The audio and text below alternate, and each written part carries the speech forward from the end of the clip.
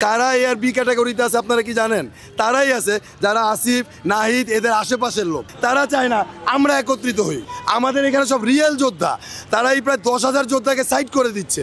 এরা যদি লিস্টেড না হয় আগামী 1 বছরের মধ্যে বাংলাদেশের ইতিহাস থেকে এরা হারায় যাবে। তারা খাবে খাক, আমাদের অধিকারটা আমাকে দেখ। আমাদের এখানে অনেকে আছে যারা এখন ওষুধ খেতে পারে না। আমরা জুলাই যুদ্ধ আহতদের লিস্টে ছিল 11,552 জন আহত যোদ্ধা। এই 11,552 জন আহত যোদ্ধাকে যখন পুনর্বাসনের কথা বলা হলো তখন এদের কাছ থেকে বাড়ানো হলো, বাড়ায় 14,000 বাড়লো, পরে 22,000 হলো। এরপর কি হলো, আমাদের এই যোদ্ধা আহতদের মধ্য থেকে লিমিটেড কিছু যোদ্ধা, লিমিটেড ধরেন 2 থেকে 3 হাজারকে এ আর বি ক্যাটাগরিতে আনা হলো। বাকি আমরা যারা 10-15 হাজার যোদ্ধা আছি এদেরকে সি আর ডি ক্যাটাগরিতে আলাদা করে দিয়ে দেওয়া হয়েছে। কেন? কারণটা কি? কারা এ আর বি ক্যাটাগরিতে আছে আপনারা কি জানেন? তারাই আছে যারা আসিফ, নাহিদ এদের আশেপাশের লোক। ক্ষমতায় যারা আছে, সমন্বয়ক, ছাত্ররা, এদের আশেপাশের লোকরা ক্যাটাগরি এ আর বিতে আছে। তারা রেশন পাবে, ভাতা পাবে, সব পাবে। আমাদের আহত যোদ্ধারা কিচ্ছু পাবে না। আমাদের এখানে অনেক আছে যার হাত নাই, যার পা নাই, যার চোখ নাই, একজন আছে তার 2টা চোখই নাই। এরা আছে সবাই সিটি ক্যাটাগরিতে। কি করে খাবে ভাই? এরা কোনোদিন কাজকর্ম করতে পারবে না। এখানে আরেকটা বড় পলিসি করা হয়েছে, সেটা হচ্ছে বর্তমানে ছাত্র সমন্বয়করা সেন্ট্রাল পলিটিক্সে ডমিনেট করতেছে। তারা চায় না আমরা একত্রিত হই। আসিফ, নাহিদ ওরা রাস্তায় মাইর খেয়েছে, আমরা খাইনি। আমাদের এখানে সব রিয়েল যোদ্ধা, তারা এই প্রায় 10,000 যোদ্ধাকে সাইড করে দিচ্ছে।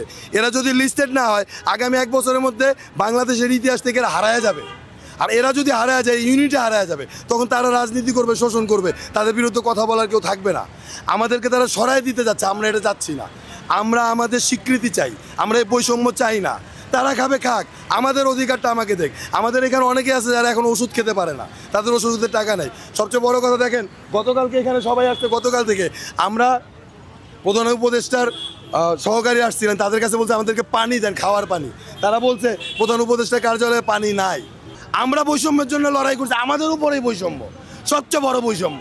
আমাদের যারা সমন্বয়ক ছিল তারা কিন্তু আমাদের সাথে এই পর্যন্ত আসেনি। তারা তাদের নিয়ে আসে দল গঠন নিয়ে, রাজনৈতিক দল গঠন নিয়ে।